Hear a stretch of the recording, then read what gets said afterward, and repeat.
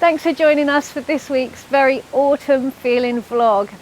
It's the 4th of October today and we are starting to feel like we are getting on top of some of the jobs for autumn.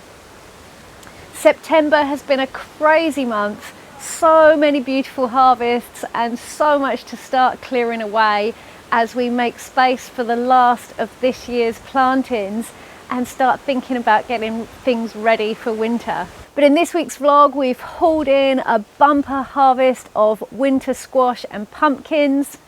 We've done our single biggest seed sowing of the year. We've been planting our elephant garlic and we've been harvesting some of our favourite autumn crops, as well as a few other autumn themed jobs. So guys, we've just had a pretty disastrous day harvesting our sweet potatoes that the rats and the mice have got to long before a lot of the potatoes even had chance to mature. So I do not want to take any chances with our beautiful pumpkin and winter squash harvest. So it's late in the day, we're hot, muddy, disgusting, but we are going to as quickly as we can, haul in a load of these winter squash and get them in the polytunnel curing off, where hopefully they'll be less appealing for the rats to sniff them out.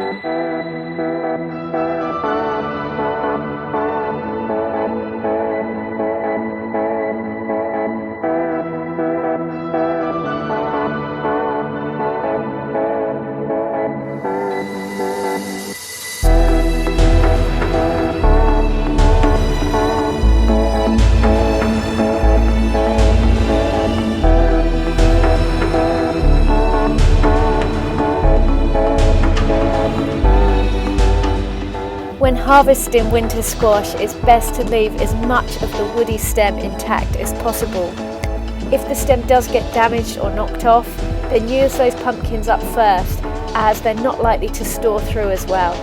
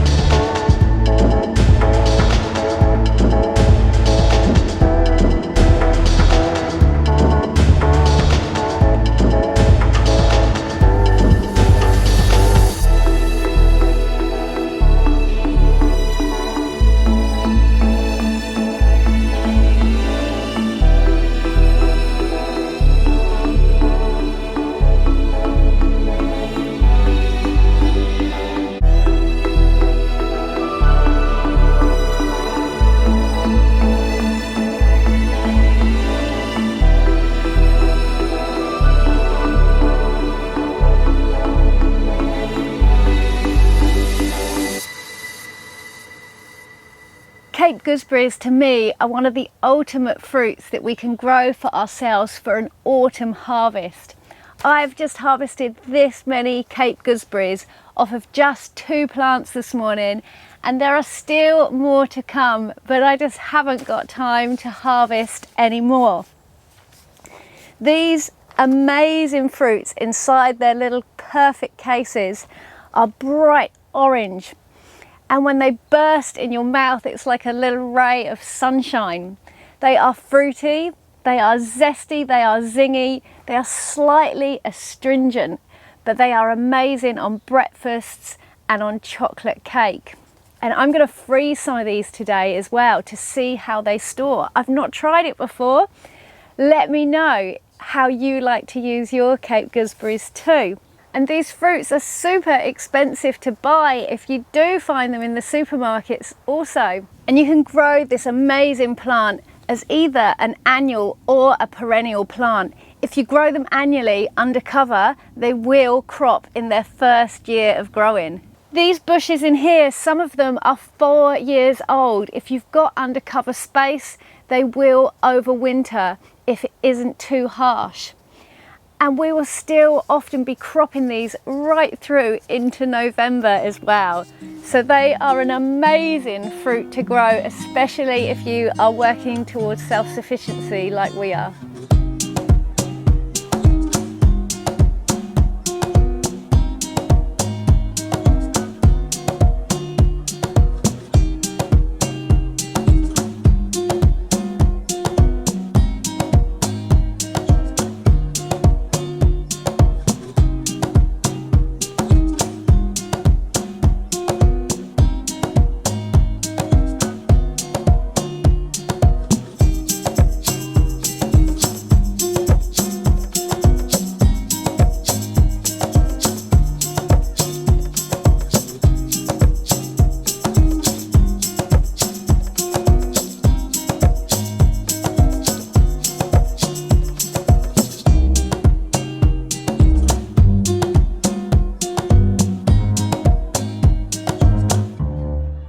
So this is the beautiful harvest that I've been gathering from our polytunnels this morning.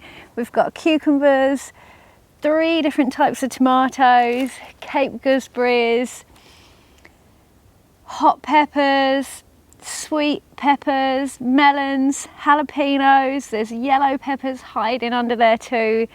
It is honestly amazing and so rewarding when you pull in your harvest that you have grown yourselves.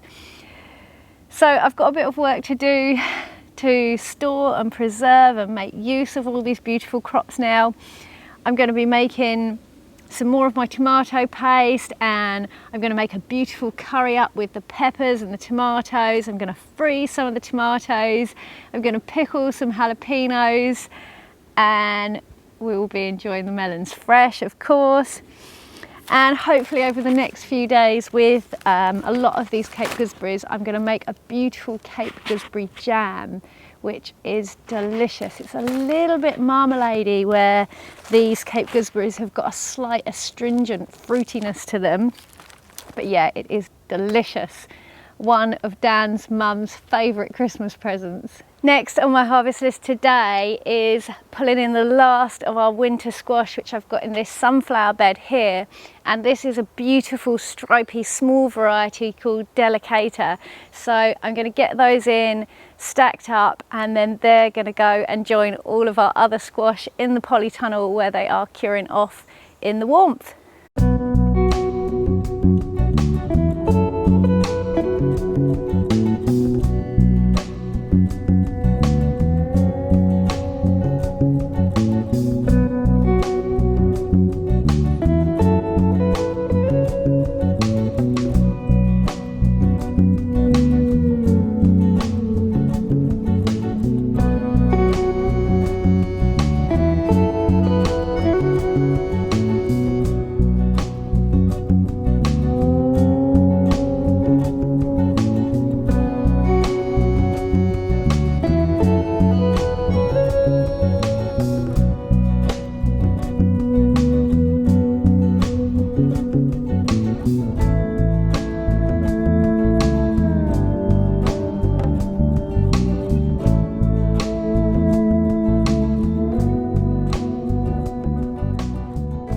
So that is our harvest of beautiful Delicata winter squash, and they are such a stunning fruit to grow.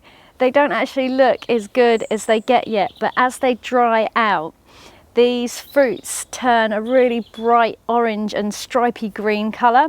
You can see a couple of the more mature ones are starting to turn already, but I'm really pleased I didn't leave them out any longer and that I've got them in when I have, because they are actually starting to get quite a lot of wood lice and slug damage happening, as well as the rats and mice potentially moving in at any time. So yeah, so that one we'll probably have to try and use just as soon as it's sweet enough and cut around any of the bad bits. And When you're harvesting squash, it is an idea to try and leave as much stem on the end as possible, because that helps the fruit to store and stops the end rotting first. Now I have knocked a couple of them off on these as I was harvesting, but what I do is I just make sure they are the ones that we used earliest in the season. But yeah, so up to the polytunnel with these now, and then maybe I'll show them to you in a couple of weeks' time when you can see their beautiful bright orange colours will come out. I have literally just done my biggest single sowing of the year to date in September, and all these beautiful plants will be added to our polytunnel for winter salads and green crops. And I can't believe it, but in just 3 days after sowing, we have got some amazing germination happening. We've got Mizuna and Chinese cabbage, and we've got rocket, we've got a winter radish, all already germinated. So in the next 4 weeks, we're going to clear our polytunnels as much as we can, and then these crops will be going in to give us beautiful fresh food all through the winter. And we'll be harvesting some of this right through until probably May next year. And just 5 days later, on the 2nd of October, I cannot believe how fast these plants are coming on. I'm going to have to get cracking with clearing the polytunnel because we're going to need to be planting out really soon.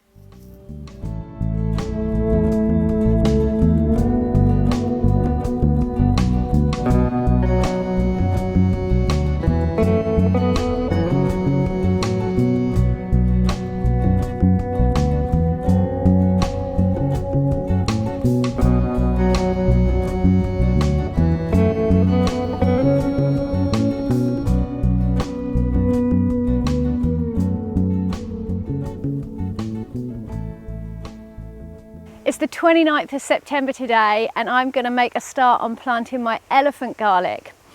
Any time around the autumn equinox is a great time to start planting our elephant garlic, but it is fine to do right through October, and you've still got a little bit longer for French garlic. So I've had this bed tarped for a few weeks now to help break down the cover crop that I had on there and also help manage the weeds, but there are still a few coming through in places, so I'm going to take the tarp off now, give the bed a bit of a clear up, and then we'll see if I can get on to getting some of the bulbs in the ground.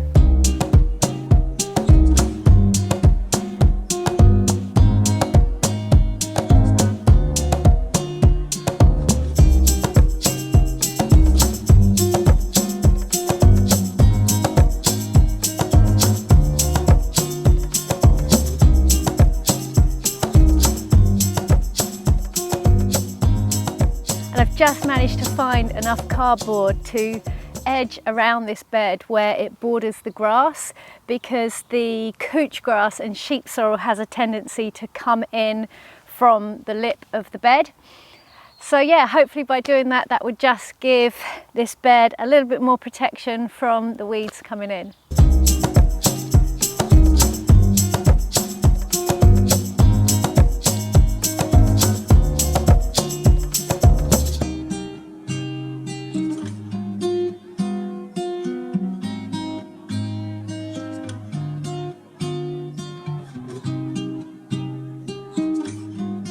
At this time of year, it's not unusual for tomatoes to succumb to late blight, and tunnel 1 was starting to look quite sad, so it was time to start clearing down for the season to make space for the winter plantings. A couple of hours clearing made a great start and lots to compost.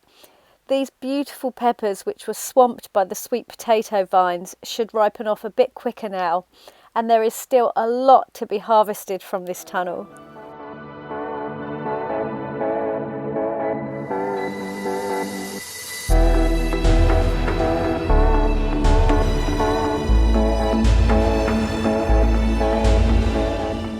Well, we hope you've enjoyed seeing what we've been up to over the last week or so here, and hopefully it's given you some ideas and maybe some inspiration for things that you could be doing in your gardens at this time of year. If you have enjoyed this video, it's really helpful to us if you can click the thumbs up button just down below and share our videos with anybody that you think would enjoy them, and on any of your social media platforms, as this really helps us to get our videos seen by more people and helps us to grow our channel and share what we love here. Also, a massive shout out to our Patreons who give us that little bit extra support. We really appreciate you guys. But thank you all for watching, and we hope to catch you here again soon. Peace and plugs.